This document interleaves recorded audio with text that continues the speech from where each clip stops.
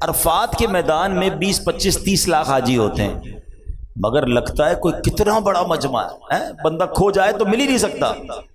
25 30 لاکھ کا مجمع آپ کو اتنا بڑا لگتا ہے، کبھی سوچا قیامت کے دن کتنے لوگ ہوں گے؟ 8 ارب لوگ تو اس وقت رہتے ہیں دنیا میں، 800 کروڑ کم و بیش۔ حضرت آدم سے لے کر قیامت تک جتنے لوگ اس دنیا میں آئے سب قیامت کے دن محشر کے میدان میں ہوں گے، یعنی پتہ نہیں اربوں ہوں گے یا خربوں ہوں گے، اتنا بڑا مجمع۔ اچھا، اس مجمع میں جتنے مسلمان ہوں گے، ہر مسلمان کے دل میں کیا تمنا ہوگی؟ کس سے ملنا ہے، کس کے قریب جانا ہے؟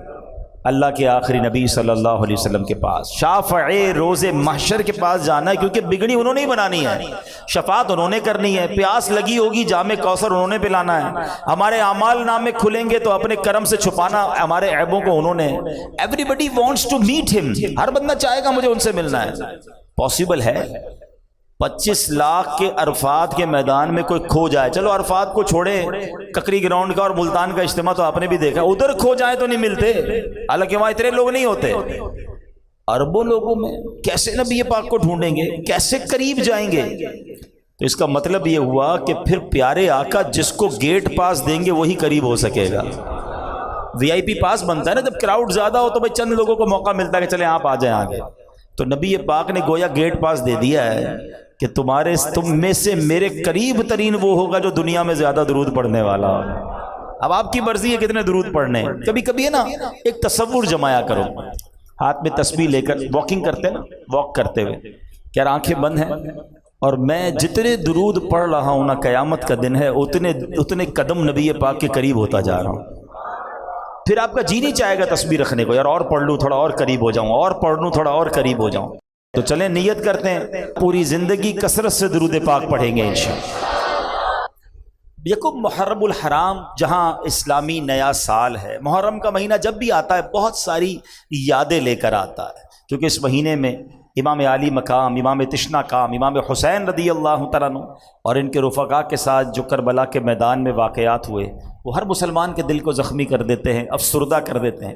اور صرف عاشورہ کے دن یہی ایک واقعہ نہیں بلکہ اور بھی بہت سارے ہسٹوریکل واقعات ہوئے، لیکن اسی مہینے کی جو پہلی تاریخ ہے ہمیں ایک اور عظیم ہستی کی یاد دلاتی ہے، اور وہ ہستی کون ہے کہ جن کے ایمان لانے کی دعا نبی پاک نے فرمائی، یعنی اللہ سے مانگا ہے کہ یا اللہ ان کو ایمان کی دولت نصیب کر دے۔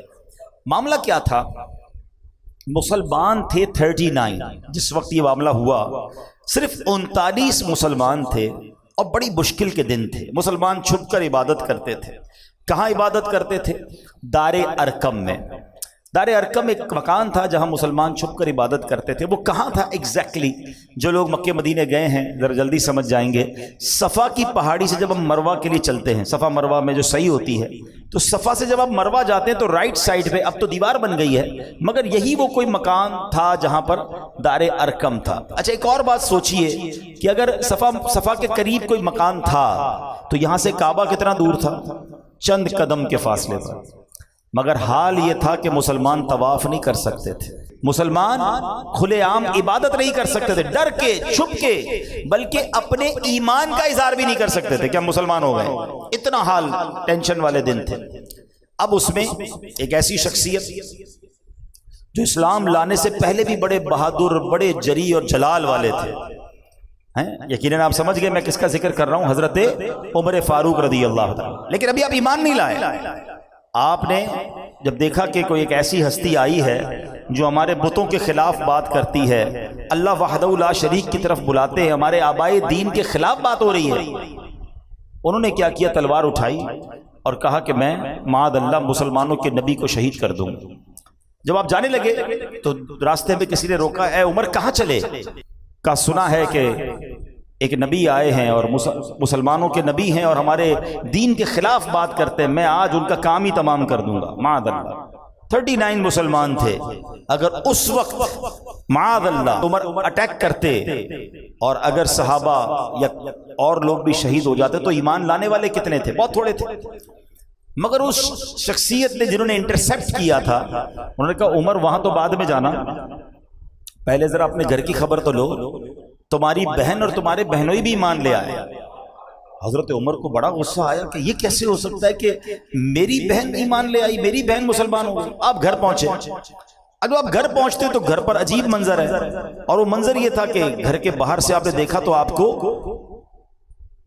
آواز آ رہی تلاوت قرآن کی۔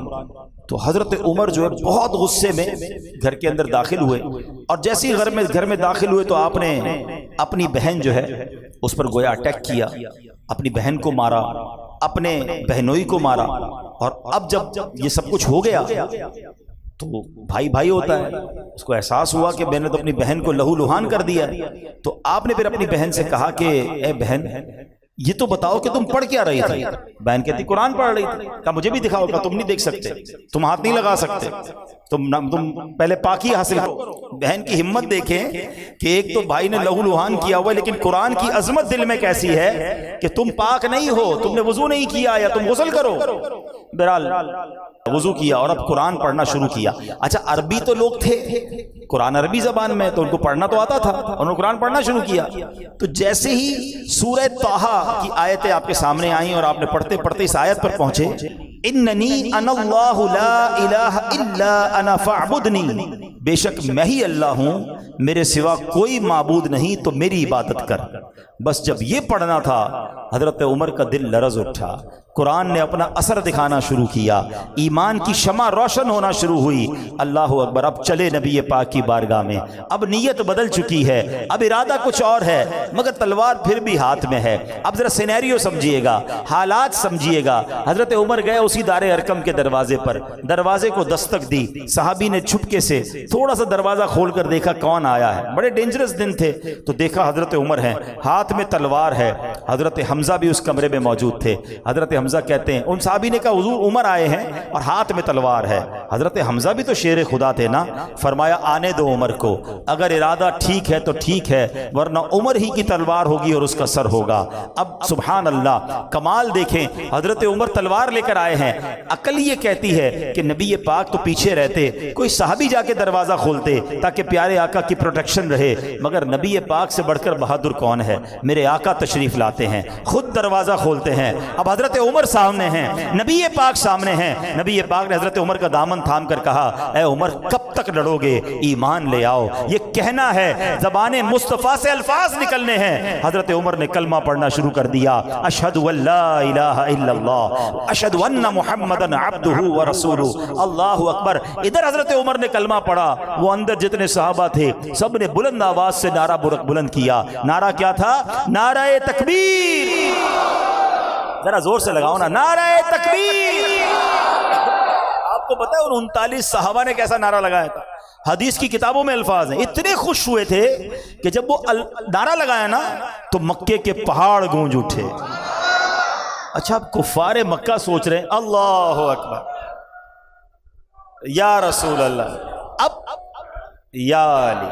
اب مکے کے کفار سوچنے لگے ان کو ہو گیا، یہ چھپ کے عبادت کرتے تھے، اتنی بلند آواز سے نعرے لگا رہے ہیں۔ تو کسی نے بتایا کہ عمر ایمان لے آئے ہیں۔ اب قریش کے لوگوں نے جب یہ سنا تو ان کی کمر ٹوٹ گئی، ان کو پتا تھا کہ کیا پرسنالٹی ہے، یعنی ان کو بڑا مان تھا حضرت عمر پر، حضرت عمر کی وجہ سے وہ بڑے اپنے آپ کو اسٹرانگ سمجھتے تھے، اور حضرت عمر اب مسلمان ہو گئے۔ حضرت عمر نے کمال پتہ کیا کیا؟ جیسے ایمان لائے نا، کہتے حضور کیا حق پر نہیں ہے؟ ہم چھپ کر نماز کیوں پڑھتے ہیں؟ ہم علی الاعلان نماز کیوں نہیں پڑھتے؟ ہم کعبے کا طواف کیوں نہیں کرتے؟ ہو سکتا ہے کسی صحابی نے کہا ہو ہم پڑھتے تو ہیں، وہ مارتے ہیں، وہ پڑھنے نہیں دیتے۔ حضرت عمر نے کہا حضور آج ہی چلیں گے۔ اب کیا ہوا؟ آئے ہائے، تصور میں بڑا خوبصورت منظر آتا ہے، کیونکہ حدیث کی کتابوں میں پورا نقشہ لکھا ہوا ہے کہ اب دروازہ کھلتا ہے اور اس مکان سے 2 صفیں باہر نکلتی ہیں۔ ایک صف کو لیڈ کر رہے ہیں حضرت حمزہ رضی اللہ تعالیٰ عنہ شیر خدا، اور دوسری صف کو لیڈ کر رہے ہیں حضرت عمر فاروق۔ اور اب گئے یہ دونوں صفوں میں مل کر صحابہ کعبے کے سامنے۔ اچھا جب کعبے کے پاس گئے نا تو سارے کعبے کے گرد وہ تمام کفاروں کے سردار ہاتھ میں تلوار لیے، جنگجو، سپہ سالار سب کھڑے ہیں۔ ہر بار مارتے تھے، اگین ریڈی ہو گئے، آنے دو ان کو پھر مارتے ہیں۔ حضرت عمر نے پتہ کیا کہا؟ تاریخی جملے سنو، آپ فرماتے جس کو اپنی بیوی بیوہ کروانی ہے اور جس کو اپنے بچے یتیم کروانے میرے سامنے آ جائے، خبردار جو ہمارے سامنے کوئی آیا۔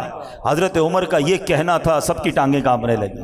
مسلمانوں نے نماز پڑھی اور طواف کیا۔ اللہ اکبر۔ ایک بڑی اہم بات حضرت عمر کی عظمت کے لیے سمجھو، میں اور آپ عزت والے پتہ ہے کیوں ہیں؟ ہم مسلمان ہیں، اسلام کی وجہ سے ہماری عزت ہے۔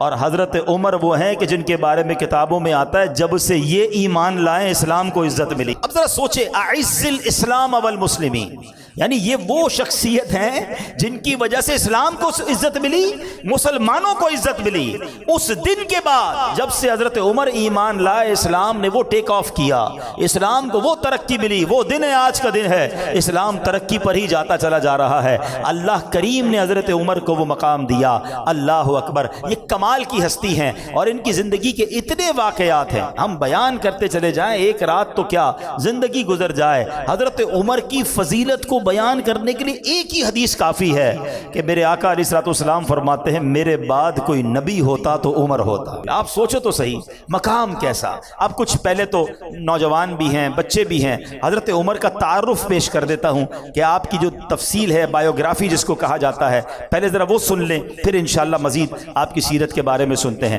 حضرت عمر رضی اللہ تعالیٰ عنہ عظیم صحابی ہیں۔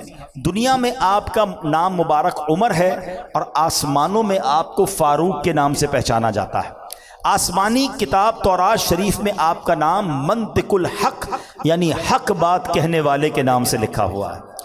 انجیل شریف میں آپ کا نام نام کافی ہے۔ جنت میں آپ کا نام اقدس سراج ہوگا۔ سراج کہتے ہیں چراغ کو۔ آپ 583 عیسوی میں ہجرت مدینہ سے 41 سال پہلے مکہ مکرمہ میں پیدا ہوئے۔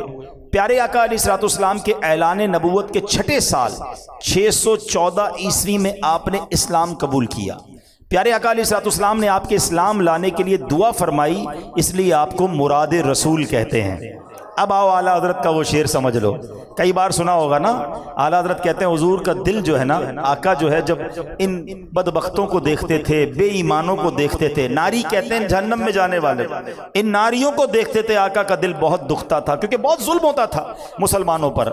مگر جب عمر ایمان لائے تو نبی پاک کے دل میں ٹھنڈک آ گئی۔ جن کے ایمان لانے کے بعد مسلمانوں نے علل اعلان کعبے میں نماز ادا کی۔ پیارے آقا نے انہیں اپنا وزیر بنایا، نبی پاک کے ساتھ تمام غزوات میں، تمام معاملات میں مشیر رہے، نبی پاک کے وزیر رہے، پیارے آقا کے ساتھ تمام اسٹریٹجی پلاننگ میں شامل رہے۔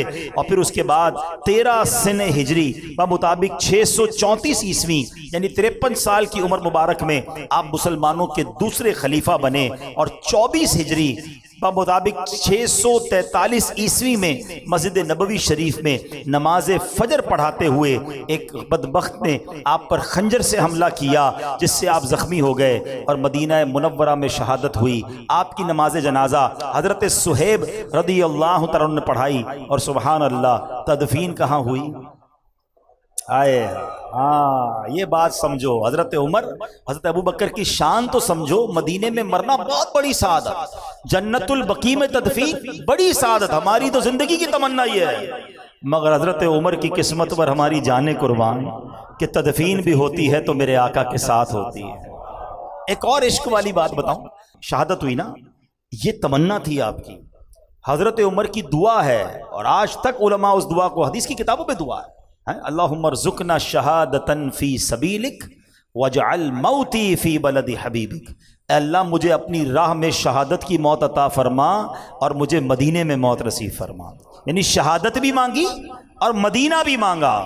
فجر میں حملہ ہوا، شہادت بھی ملی اور مدینہ بھی ملا اور روضہ رسول بھی ملا۔ یہ دعا بڑی مقبول ہے، مانگتے رہا کرو۔ اے اللہ ہم بھی دعا مانگتے ہیں، اللہم ارزقنی شہادتا فی سبیلک وَاجْعَلْ مَوْتِي فِي بَلَدِ حَبِيبِكَ۔ اے اللہ ہمیں مدینے کے سوا کہیں اور موت نہ دینا۔ حضرت عمر کا واسطہ میرے مولا، مدینے میں ایمان والی، عافیت والی، شہادت والی موت ہم سب کو نصیب فرما۔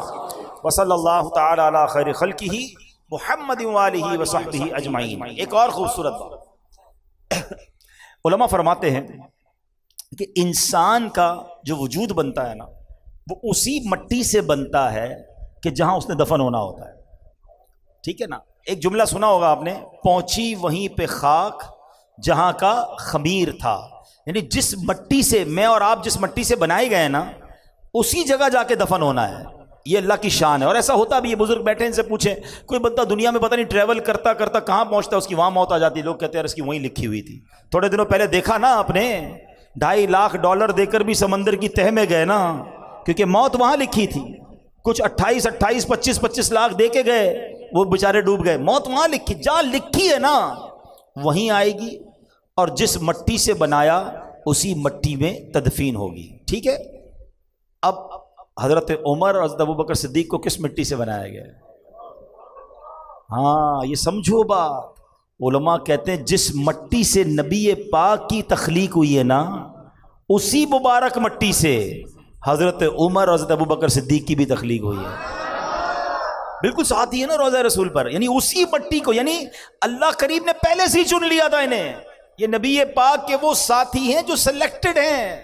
اللہ کی شان دیکھو کہ اللہ نے ان کو یہ مرتبہ کیسا عطا فرمایا. اور سبحان اللہ, ایک بار نبی پاک صحابہ کے سامنے آئے, پیار کتنا تھا پتہ ہے نبی پاک حضرت ابوبکر صدیق اور حضرت عمر میں پیار کتنا تھا کہ ایک بار نبی پاک اپنے صحابہ کے سامنے آئے, سیدھے ہاتھ میں حضرت ابوبکر صدیق کا ہاتھ تھا اور بائیں ہاتھ میں حضرت عمر فاروق رضی اللہ تعالیٰ کا. آج صحابہ کے سامنے آئے نا, کہا دیکھ لو جیسے آج آئے ہیں محشر کے میدان میں بھی ایسے ہی آئیں گے. کیا شان, کیا شان. تو حضرت عمر کی کیا بات کریں, سبحان اللہ. اب کچھ برکت لینے کے لیے, واقعی سچی بات بتاؤں, آج جس ہستی کا ذکر کرنے بیٹھے نا, اسپیچ لیس ہو جاتا ہے انسان, الفاظ ہی نہیں ہے ہمارے پاس. ان کی ہم کیا شان بیان کریں, ہماری اوقات ہی نہیں ہے. مگر برکت لینے کے لیے کہتے ہیں نا, نیک لوگوں کا ذکر کرو تو رحمتیں نازل ہوتی ہیں. ہم اس نیت سے حضرت عمر کا ذکر کر رہے ہیں کہ ہم پر بھی رحمتیں برس جائیں, اور شاید ان کی سیرت سے میں اور آپ کچھ سیکھ کر آج کھڑے ہو جائیں. حضرت عمر کے بارے میں آتا ہے کہ ایک بار نبی پاک علیہ الصلوۃ والسلام کسی معاملے میں فکر مند تھے, تو فاروق اعظم نے عرض کیا کہ حضور فکر کی کیا بات ہے, اللہ پاک آپ کے ساتھ ہے, فرشتے آپ کے ساتھ ہیں, حضرت جبریل آپ کے ساتھ ہیں, حضرت میکائیل علیہ السلام آپ کے ساتھ ہیں, حضرت ابوبکر آپ کے ساتھ ہیں, میں بھی آپ کے حاضر خدمت ہوں, سارے مسلمان آپ کے ساتھ ہیں. تسلی دینے کے لیے حضرت عمر نے نبی پاک کو یہ الفاظ کہے. یہ الفاظ بارگاہ الہی میں کیسے مقبول ہوئے کہ قرآن پاک کی آیت نازل ہوتی ہے. حضرت عمر کی شان یہ ہے, آپ بات کرتے تھے, مشورہ دیتے تھے, قرآن نازل ہوتا تھا. اب سنیں کیا قرآن کی آیت نازل ہوئی. فَإِنَّ اللَّهَ هُوَ مَوْلَاهُ وَجِبْرِيلُ وَصَالِحُ الْمُؤْمِنِينَ, تو بے شک اللہ خود ان کا مددگار ہے, اور جبریل اور نیک ایمان والے. امام جلال الدین سیوطی شافعی رحمۃ اللہ تعالی علیہ اس آیت کی تفسیر میں فرماتے ہیں, صالح المؤمنین ابو بکر و عمر, کہتے ہیں اس آیت میں جو نیک مومن کی طرف اشارہ ہے نا, اس سے مراد صدیق اکبر ہیں اور عمر فاروق اعظم ہیں. یعنی قرآن نے ان کو صالح مومن فرمایا, اور انہوں نے نبی پاک سے جو عرض کیا, اللہ نے قرآن کی آیت نازل فرما دی. سبحان اللہ. حدیث پاک کی مشہور کتاب ترمذی, اس میں روایت ہے کہ جب یہ حکم نازل ہوا کہ اللہ پاک کہ پیارے حبیب علیہ الصلوۃ والسلام کی بارگاہ میں جب مسلمان گفتگو کریں تو آواز پست رکھیں, اپنی آواز کو اونچا نہ کریں, ورنہ تمہارے اعمال, تمہاری نمازیں, تمہارے روزے, تمہارے حج برباد ہونے کا اندیشہ ہے. اب جب یہ حکم نازل ہوا نا, تو حضرت ابوبکر صدیق, حضرت عمر فاروق رضی اللہ تعالیٰ عنہ نے بہت زیادہ احتیاط کرنا شروع کر دی. حضرت عمر تو اتنی مائنر آواز میں, اتنی ہلکی آواز میں بات کرتے تھے کہ نبی پاک علیہ الصلوۃ والسلام کو دوبارہ پوچھنا پڑتا تھا, عمر کیا کہا تم نے, کیونکہ وہ بہت اپنی آواز کو ہلکا رکھتے تھے.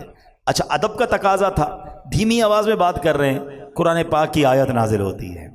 اب سنو قرآن کیا کہتا ہے, ان الذین یغضون اصواتهم عند رسول اللہ. قرآن کہتا ہے بے شک جو لوگ اللہ کے رسول کے پاس اپنی آوازیں نیچی رکھتے ہیں, اولئک الذین امتحن اللہ قلوبہم للتقوی, یہی وہ لوگ ہیں جن کے دلوں کو اللہ نے پرہیزگاری کے لیے پرکھ لیا ہے. پھر آگے انعام کیا ان کے لیے, لہم مغفرۃ و اجر عظیم, ان کے لیے بخشش اور بڑا ثواب ہے. وہ صحابہ کرام جو بہت نیچا رکھتے تھے, حضرت ابوبکر صدیق اور عمر فاروق اعظم ہیں, تو گویا اس آیت میں بتایا گیا کہ اللہ نے ان کے دل تقوی اور پرہیزگاری کے لیے پرکھ لیے ہیں, ان کے لیے آخرت میں بخشش ثواب ہے. سبحان اللہ, سبحان اللہ. تو یہ ہیں حضرت عمر فاروق. اچھا اب حضرت عمر فاروق کی جو شان ہے نا, بہت ساری شانیں ہیں, اس میں ایک بڑی کمال کی آپ کی خاص بات یہ ہے کہ آپ جو ہے نا, آپ کے ساتھ قرآن کی بڑی موافقت آتی ہے. یعنی آپ نبی پاک کی بارگاہ میں کوئی عرض کرتے, مشورہ دیتے, اور اللہ اس کا حکم نازل کر دیتا ہے۔ علماء فرماتے ایسی 20 کے قریب آیتیں ہیں جو حضرت عمر نے عرض کی اور قرآن میں وہ آیت نازل ہو گئی۔ اب میں 2-3 باتیں انشاءاللہ اس بارے میں عرض کرتا ہوں۔ اس میں کیا ہوا کہ ایک بار نبی پاک کی بارگاہ میں تو عمر آتے ہیں، کہتے حضور یہ جو مقام ابراہیم ہے، مقام ابراہیم پتہ ہے نا، وہ پتھر جہاں حضرت ابراہیم نے کھڑے ہو کر کعبے کی تعمیر کی، آج بھی موجود ہے۔ اچھا ایک بڑی مشہور آیت ہے، سب کو یاد ہوگی تقریباً، وَاتَّخِذُوا مِن مَقَامِ إِبْرَاهِيمَ مُصَلًّى، اور ابراہیم کے کھڑے ہونے کی جگہ کو اپنی جائے نماز بناؤ، مصلی بناؤ، ٹھیک ہے۔ اور ساری دنیا پڑھ، جیسے طواف ہوتا ہے کیا کرتے ہیں، مقام ابراہیم پہ نفل پڑھنے، وہاں نہیں ملتی جگہ تو کہیں اور پڑھتے ہیں، مگر لوگ چاہتے ہیں اس کے قریب پڑھیں۔ مگر آپ کو پتہ ہے یہ حکم کیسے آیا؟ حضرت عمر نے ایک بار نبی پاک سے عرض کیا، حضور کیا ایسا نہیں ہو سکتا کہ ہم ابراہیم علیہ السلام کے جو مقام ہے، مقام ابراہیم کو ہم مصلی بنا لیں؟ حضرت عمر نے مشورہ دیا، جبریل امین حاضر ہوتے ہیں اللہ کے نبی کی بارگاہ میں یہ آیت لے کر، وَاتَّخِذُوا مِن مَقَامِ إِبْرَاهِيمَ مُصَلًّى۔ ہائے ہائے ہائے، اور اے مسلمانوں تم ابراہیم کے کھڑے ہونے کی جگہ کو نماز کا مقام بناؤ۔ اے صفا مروہ کرنے والو، حج پہ جاتے صفا مروہ کرتے، عمرے پہ جاتے صحیح کرتے ہو نا؟ آپ کو پتہ پہلے نہیں ہوتی تھی؟ ہاں، یہ کیسے ہوا؟ حضرت عمر نے نبی پاک سے عرض کیا کہ حضور ہم کعبے کا تو طواف کرتے ہیں، کیا یہ اچھا ہم صفا مروہ کے درمیان بھی چکر لگا لیا کریں؟ مشورہ دیا نبی پاک کو۔ اللہ اکبر، ان کی شان دیکھو، جبریل امین آتے ہیں اور اللہ کے نبی کی بارگاہ میں کون سی آیت لے کر آتے ہیں؟ کتنی مشہور آیت ہے، ان الصفا والمروۃ من شعائر اللہ فمن حج البیت او اعتمر فلا جناح علیہ ان یطوف بہما۔ قرآن کہتا ہے بے شک صفا اور مروہ اللہ کی نشانیوں میں سے ہے، جو اس گھر کا حج اور عمرہ کرے اس پر کچھ گناہ نہیں کہ ان دونوں کے چکر لگائے۔ اللہ اکبر، یہ مشورہ تھا فاروق اعظم کا اور قرآن کی آیت نازل ہو جاتی۔ کس قدر بڑا مرتبہ ہے۔ اچھا ایک بار کیا ہوا، ایک کافر تھا ابن سوریہ، یہ بڑا بدبخت تھا، اس نے نبی پاک سے کہا کہ ہم جبریل کے دشمن ہیں، آپ کے پاس جبریل اللہ کا پیغام لاتے ہیں نا، اگر میکائیل لاتے نا تو ہم کلمہ پڑھ لیتے، تمہارے نبی کے پاس چونکہ جبریل آتے ہیں تو ہم جبریل کے دشمن ہیں۔ اب بڑی عجیب سی بات کی، تو حضرت عمر نے اس کو جواب کیا دیا، اب ذرا مزے کی بات سنیے گا۔ حضرت عمر نے جب یہ سنا نا کہ یہ جبریل کے دشمنی کی باتیں کر رہا ہے، تو حضرت عمر نے کیا کہا، من کان عدوا للہ وملائکتہ ورسلہ وجبریل ومیکال فإن اللہ عدو للکافرین۔ آپ نے اس کو جواب دے دیا، اپنی طرف سے جواب دے دیا۔ حضرت عمر نے اس کافر کو جواب دیا، ادھر جبریل امین نبی پاک کی بارگاہ میں آیا، اور آپ کو پتہ کیا آیت نازل ہوئی؟ ایگزیکٹلی یہی الفاظ جو حضرت عمر نے اس کافر کو جواب دیا، اللہ نے وہی الفاظ گویا قرآن میں نازل فرما دیے۔ ہائے ہائے ہائے، ہاں اب آیت سنو اور اس کا ترجمہ سنو۔ آیت کیا ہے؟ من کان عدوا للہ وملائکتہ ورسلہ وجبریل ومیکال فإن اللہ عدو للکافرین۔ تو جو کوئی اللہ اور اس کے فرشتوں اور اس کے رسولوں اور جبرائیل اور میکائیل کا دشمن ہو تو اللہ کافروں کا دشمن ہے۔ سبحان اللہ، جبھی کہتے ہیں کہ عمر کی زبان پر حق جاری ہوتا تھا۔ ایک بار کیا ہوا کہ اسلام میں پہلے شراب حلال تھی، ٹھیک ہے نا، لوگ پیتے تھے شراب، تو اب حکم یہ نازل ہوا کہ حضرت عمر نے اللہ کی بارگاہ میں دعا کی، ان کو اچھا نہیں لگتا تھا لوگ کیوں شراب پیتے ہیں، شراب پیتے ہیں تو ان کی عقلیں معاف ہو جاتی ہیں، عجیب عجیب باتیں کرتے ہیں، عجیب عجیب حرکتیں کرتے ہیں، ہمارے پاس شراب جائز نہیں ہونی چاہیے۔ اب ان کا دل تو کہتا تھا مگر اسلام میں منع نہیں تھا، تو آپ نے اللہ کی بارگاہ میں دعا کی، اللہم بین لنا فی الخمر، یعنی الہی شراب کے معاملے میں ہماری رہنمائی فرما۔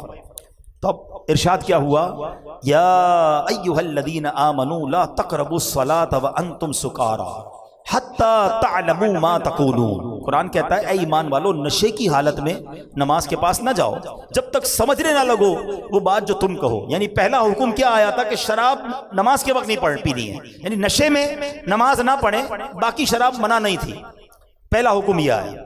حضرت عمر نے جب سنا کہ 5 نمازوں میں شراب کو منع کر دیا گیا ہے تو آپ کہتے ہیں کہ اللہ کے حبیب سے کہ حضور اللہ سے دعا کریں کچھ اور حکم آ جائے، کوئی اور وضاحت مزید آ جائے۔ قرآن کہتا ہے ایک اور آیت، اللہ کے نبی نے حضرت عمر کو بلایا، عمر ایک اور آیت آئی ہے، وہ آیت کیا تھی؟ یسألونک عن الخمر والمیسر قل فیہما اثم کبیر۔ ترجمہ کیا ہے؟ آپ سے شراب اور جوئے کے متعلق سوال کرتے ہیں، تم فرما دو ان دونوں میں کبیرہ گناہ ہے۔ اب اس آیت میں شراب کی برائی تو بیان کی گئی، مکمل طور پر حرام نہیں قرار دیا۔ نبی پاک نے بلایا عمر کو، عمر یہ آیت آئی ہے، تو حضرت عمر نے پھر دعا کی، یا اللہ اور وضاحت فرما دے۔ اے اللہ اور حکم نازل فرما ہے، تمنا دیکھو اور کنیکشن دیکھو۔ جبریل امین پھر آتے ہیں۔ اب آیت کیا آئی؟ یا ایھا الذین آمنوا انما الخمر والمیسر والانصاب والازلام رجس من عمل الشیطان فاجتنبوہ لعلکم تفلحون۔ نبی پاک نے حضرت عمر کو پھر بلایا، اے عمر آؤ، رب کا نیا پیغام آیا ہے، ایک اور حکم آیا ہے۔ اب جی آیت نازل ہوئی، اس کا معنی کیا ہے؟ اے ایمان والو، شراب اور جوا اور بت اور قسمت معلوم کرنے کے تیر ناپاک شیطانی کام ہی ہیں، تو ان سے بچتے رہو تاکہ تم فلاح پاؤ۔ اس آیت کے بعد شراب کو مکمل طور پر حرام قرار دے دیا۔ یہ شان ہے حضرت عمر کی۔ ریئلائز تو کرو کہ قیامت تک قرآن کی تلاوت ہوتی رہے گی، اور جب جب ان آیتوں کی تلاوت ہوتی رہے گی، سبحان اللہ، عظمت عمر فاروق کا اعلان ہوتا رہے گا۔ ملی تائید خدا، تائید حبیب خدا، مل گئی تائید اصحاب خیر الورا، دیا حق نے ان کا ساتھ ہے، فاروق اعظم کی کیا بات ہے، پے کرے صدق و صفا ان کے حق میں رسول خدا کی دعا، جب بھی کچھ کہے حق تیرے ساتھ ہے، فاروق اعظم کی کیا بات ہے، کیا بات ہے، سبحان اللہ۔ تو اے میرے پیارے اسلامی بھائیو، اس سے پہلے کہ میں بیان کو آگے کی طرف لے کے چلوں، ایک بات کہ شراب مسلمانوں میں حلال تھی، لوگ شراب پیتے تھے جب جائز تھی، لیکن جیسے ہی یہ حکم نازل ہوا نا، تو کتابوں میں آتا ہے کہ مکے کی گلیوں میں پانی کی طرح شراب بہہ رہی تھی، اپنے برتن توڑ دیے، اپنی شرابیں بہا دی لوگوں نے۔ اللہ کا حکم آیا، حالانکہ پہلے پیتے تھے، عادی تھے، مگر حکم الہی آیا تو ایک منٹ نہیں لگایا۔ اور آج ہم جب سے پیدا ہوئے شراب حرام ہے، ہمارے لیے تو کبھی بھی جائز نہیں ہوئی نا، مگر بدقسمتی سے بتایا جاتا ہے کہ بہت بڑی تعداد شراب، اور اس کے بعد جوئے کا حکم قرآن میں اسی آیت کے ساتھ، جوئے میں لگ گئے، نشے میں لگ گئے، کوئی چرس، کوئی ہیروئن، پتہ نہیں اب تو کس کس قسم کے نشے آ گئے۔ نوجوانوں، میرے بچوں، نہ جاؤ اس کے پاس، بڑی تعداد میں نوجوان لڑکے ان کاموں میں پھنس گئے ہیں۔ خدا کے واسطے اپنے آپ کو بچاؤ، یہ اللہ کو ناراض کرنے والا کام، آپ کی صحت بھی برباد، معاشرے میں بھی آپ بدنام۔ ہم نے کروڑ پتی لوگوں کے بچوں کو روڈ پہ پڑے ہوئے دیکھا، کیونکہ اتنے نشے میں پڑ گئے کہ آخر گھر والوں نے بھی نکال دیا۔ یہ لوگ کہتے ہیں اچھا پھر پتہ یہ نشہ لگتا کہاں سے؟ نشہ دوستوں سے ملتا ہے۔ کوئی ایک جواری، ایک شرابی، ایک ہیروئنچی مجھے بتا دو جو کہے کہ میرے اماں ابا نے مجھے لا کر دیا تھا، ہیں کہ بیٹا آج تیری برتھ ڈے، یہ چرس پی لو، ہیں آج بڑا اچھا لگ رہا ہے تو یہ شراب پی لو۔ نہیں، یہ سارے وہی برے دوست ہیں کہ جو پہلے کہتے ہیں سگریٹ پی لو، بندہ کہتا نہیں میں تو صرف سگریٹ پیتا ہوں، میں تو کچھ بھی نہیں کرتا، دوست پیتے ہیں میں بیٹھتا ہوں۔ اسی طرح بندہ ان بری عادتوں میں پڑتا ہے، اور دنیا بھی برباد اور آخرت بھی برباد۔ خدا رسول کے واسطے حضرت عمر کی بات ہو رہی ہے، قرآن کا حکم جب اس وقت کے مسلمانوں کے پاس آیا، انہوں نے اپنا سب کچھ ختم، شراب کی ندیاں بہا دیں، ایک قطرہ باقی نہیں رکھا۔ تو ہم بھی تو صحابہ کے غلام ہیں، ہم بھی تو اہل بیت کے غلام۔ اب نیت کر لیں کبھی بھی نشے والی چیز کے قریب نہیں جائیں گے، کبھی بھی جوئے کے قریب نہیں جائیں گے۔ اور یہ جو اعتماد بات کرتے ہیں نا اپنے اوپر، نہیں یار میں بڑا پکا ہوں، میں تو صرف بیٹھتا ہوں، میرے دوست جوا کھیلتے ہیں۔ او اللہ کے بندو، ادھر بیٹھ رہے ہو جدھر اللہ کی لعنت برس رہی ہے۔ آپ کہتے ہو میں کھیلتا نہیں، میں پیتا نہیں، بیٹھتے تو ہو نا، کیا ہو رہا ہے ادھر؟ اللہ کی لعنت برس رہی ہے، تم ادھر بیٹھ رہے ہو۔ دنیاوی لحاظ سے پوچھتا ہوں، کچھ لوگ جوا کھیل رہے، 4 لوگ بیٹھے، پولیس آتی ہے تو کس کو اٹھاتی ہے؟ سبھی جاتے ہیں نا۔ وہ یہ کہتا تھوڑی میں بیٹھا تھا، بھائی بیٹھا کیوں تھا ادھر؟ یہ بیٹھنے کی جگہ ہے۔ بالکل اسی طرح جب اللہ کی طرف سے غضب نازل ہوتا ہے تو یہ ساتھ کمپنی دینے والے بھی مارے جائیں گے۔ ارے بیٹھنا ہے تو ان کے ساتھ بیٹھو نا، تو اللہ رسول کا ذکر کر رہے ہیں۔ ہاں ادھر بیٹھو، برکتیں ہی برکتیں، ادھر کیوں بیٹھتے ہیں؟ اچھا میں لاجیکلی سمجھاتا ہوں، کسی بلڈنگ میں آگ لگ جائے پہلی منزل پر، دوسری منزل والا کو یار میں تو بیٹھا ہوں نا، نیچے آگ لگی ہے، بیٹھے گا خالی کرے گا؟ پوری بلڈنگ خالی، یار کہیں سیکنڈ فلور پہ بھی نہ لگ جائے۔ اچھا اتنی عقل ہے آپ کے اندر کہ فرسٹ فلور پہ آگ لگے تو سیکنڈ تھرڈ سب خالی، بلکہ آس پاس کی بلڈنگیں بھی خالی کرا لی جاتی ہیں، یار دنیا کی آگ نہ لگ جائے۔ جدھر جہنم کی آگ برس رہی ہے تم ادھر بیٹھے ہوئے ہو اور کہتے ہو مجھے کچھ نہیں ہوگا۔ ایک بات یاد کر لو، بڑی خوبصورت بات پنجابی شاعر نے کہی نا، بھلے بندے دی صحبت یاروں، جویں دکان اتاراں، سودا بھاوے ملے نہ لئیے، ہلے آن ہزاراں۔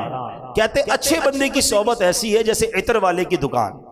عطر کی دکان پہ جاتے ہیں نا، پرفیوم شاپ پہ جاتے ہیں، کہتے کچھ خریدو نہ خریدو، 1 روپے کا خرچہ نہ کرو، فری میں خوشبو مل جاتی ہے۔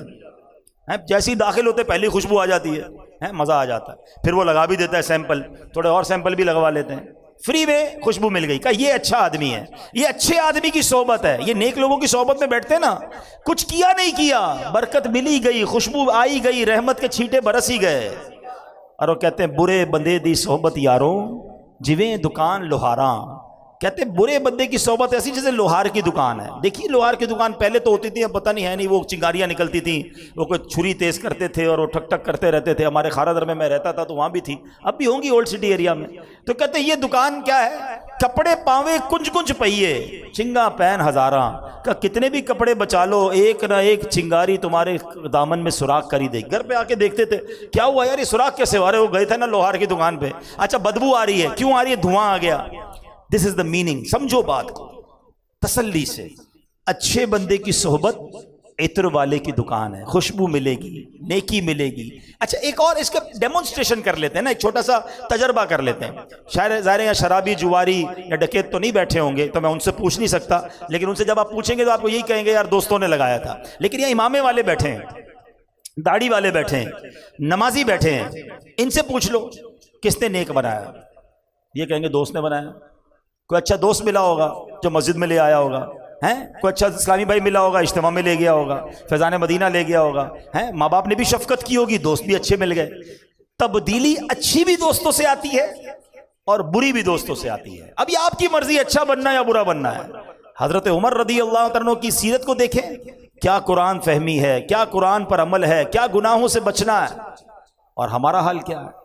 تو خدا را اچھی صحبت اپنائیں، اچھے ماحول سے وابستہ ہو جائیں۔ اور آج کے اس پرفتن دور میں دعوت اسلامی جیسا ماحول نہیں ہے، لاکھوں لوگوں کو بدل دیا ہے، تو پھر کیوں نہ اس ماحول سے وابستہ ہو جائیں، تو جہاں انشاءاللہ محبت رسول بھی ملے گی، محبت صحابہ بھی ملے گی، محبت اہل بیت بھی ملے گی، محبت اولیاء بھی ملے گی، محبت علماء بھی ملے گی، اپنے ماں باپ کی محبت اور ادب بھی ملتا ہے۔ پھر کیوں نہ اس ماحول کو اپنائیں، اجتماع میں آتے رہیں، مدنی قافلوں میں سفر کرتے رہیں۔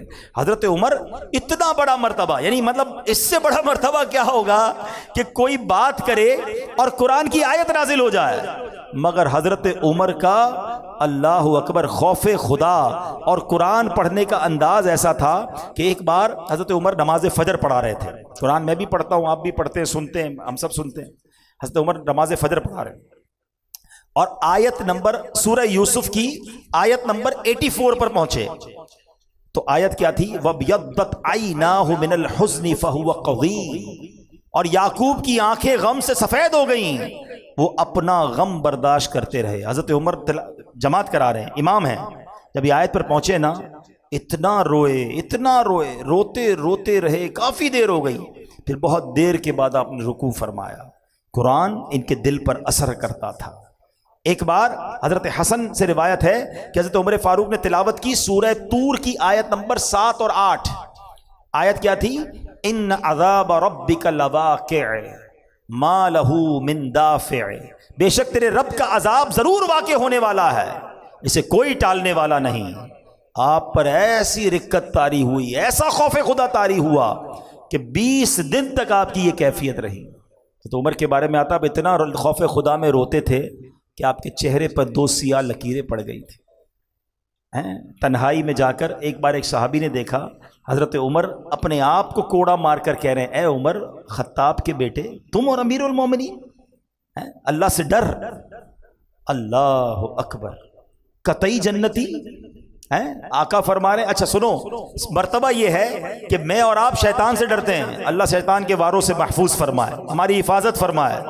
حضرت عمر کے بارے میں نبی پاک فرماتے ہیں، جس کا مضمون ہے کہ عمر جس گلی سے گزر جائے ادھر سے شیطان نہیں گزرتا ہے۔ شیطان ڈرتا تھا حضرت عمر سے، ایسی شخصیت، مگر خوف خدا ہے، رکت ہے، آنسو ہیں، سجدے ہیں، عاجزی ہے، انکساری ہے، اور ہم ہیں کہ گناہوں کا انبار ہے مگر کوئی خوف خدا نہیں، تلاوت قرآن کرنے کا ٹائم ہی نہیں ہے۔ نہیں کرو میرے پیارے اسلام میں ایسے، قرآن سے دوستی کر لو۔ آج حضرت عمر کی بات ہوئی، حضرت عمر اور قرآن کا بڑا گہرا تعلق ہے۔ حضرت عمر کی تو ابتدائی قرآن ہے نا، آپ مسلمان کیسے ہوئے؟ کیا پڑھ کر؟ بدلا کیسا دن؟ قرآن پڑھ کر، یعنی آپ کو اسٹارٹ ہی قرآن سے ملا۔ اور اس کے بعد قرآن سے ان کی ایسی دوستی ہو گئی کہ آپ تو مشورہ دیتے تھے تو قرآن نازل ہو جاتا تھا، قرآن پڑھتے تو آنسو جاری ہو جاتے تھے۔ اللہ اکبر۔ تو ہمیں حضرت عمر کی سیرت سے یہ بھی سیکھنا ہے کہ ہمیں اپنے گناہوں سے توبہ بھی کرنی ہے، اپنے اندر خوف خدا بھی لانا ہے، اچھی صحبت بھی اپنانی ہے، اور قرآن پابندی سے پڑھنا ہے۔ تو انشاءاللہ نیت کریں کہ روزانہ کچھ نہ کچھ قرآن پڑھیں گے انشاءاللہ۔ دعوت اسلامی کمال کی تحریک، جہاں بہت سارے کارنامے دعوت اسلامی کے ہیں، وہاں قرآن کو گھر گھر پہنچانے کا، تعلیم قرآن کو عام کرنے کا جو کام دعوت اسلامی کر رہی ہے، میں نہیں سمجھتا اس کی مثال دنیا میں آپ کو کہیں ملے۔ 7,000 کے قریب مدرسے، 4 لاکھ کے قریب بچے اور بچیاں فری آف چارج قرآن پڑھ رہے ہیں، 1 لاکھ سے زیادہ حافظ قرآن بنا دیے، اور اس کے بعد ماشاءاللہ on line Faizan on line academy بنا دی کہ جناب کوئی مدرسے میں نہیں آ سکتا تو جناب وہ گھر بیٹھے آن لائن قرآن پڑھ لے، بہنیں پڑھنا چاہتی ہیں، بچے پڑھنا چاہتے، سب آن لائن پڑھ لیں۔ اچھا مدرسے کا نام جب بھی سنتے تھے نا تو یہ آتا ہے بچوں کا مدرسہ، تو اب بزرگ کہتے ہیں ہم کدھر قرآن پڑھیں گے، ہم بچوں کے ساتھ جا کے پڑھیں گے، شرم آئے گی۔ ان کی شرم و جھجک دور کرنے کے لیے دعوت اسلامی نے ساری دنیا میں مدرسۃ المدینہ بالغان بنا دیے کہ چلے بھائی بچے نہیں آئیں گے، صرف بڑے آئیں گے، عشاء کے بعد آ جائیں۔ ہر مسجد میں ماشاءاللہ میں کہوں تو ہزاروں مسجدوں میں روزانہ مدرسۃ المدینہ بالغان لگ رہا ہے، بزرگ آتے ہیں، نوجوان آتے ہیں، اپنے مخارج ٹھیک کرتے ہیں۔ تو کتنا خوبصورت سسٹم دعوت اسلامی نے ڈیولپ کیا۔ اچھا قرآن پڑھنے کے ساتھ سمجھنا بھی ہے، تفسیر قرآن، سبحان اللہ، ایسی تفسیر قرآن ہمیں دے دی دعوت اسلامی نے جو بڑی آسان اردو میں ہے۔ قبلہ مفتی قاسم صاحب نے صراط الجنان تفسیر قرآن لکھ دی۔ اچھا وہ تفسیر 10 جلدوں میں ہے، شاید 7-8 ہزار روپے اس کی قیمت ہوگی، تو کوئی کہے یار 6-7 ہزار روپے کدھر خرچ کروں۔ اچھا ویسے ہر چیز خرچ کریں گے، قرآن کے نام پر تفسیر کے نام پہ نہیں کرتے۔ ہم نے ان کا بھی بہانہ ختم کیا، ہم نے وہی تفسیر اپلیکیشن میں فری دے دی، چلے موبائل میں فری ڈاؤن لوڈ کر لیں، موبائل میں پڑھ لیں۔ اچھا اب لوگ کہتے ہیں پڑھنے میں سستی ہوتی ہے، پڑھنا صحیح نہیں آتا، اور آسان کر دیا، وہ پوری تفسیر آڈیو میں ہم نے دے دی کہ چلو پڑھ نہیں سکتے سن تو لو، وہ بھی فری میں ڈاؤن لوڈ کر لو۔ اب اتنے سارے سٹیپ دعوت اسلامی نے ہمارے لیے کر دیے، اب پھر بھی ہم نہ قرآن پڑھیں، ہم قرآن نہ سمجھیں تو پھر قصور کس کا؟ یقیناً ہمارا۔ نیت کریں انشاءاللہ اب قرآن سے پکی دوستی کریں گے، انشاءاللہ روزانہ قرآن پاک پڑھیں گے۔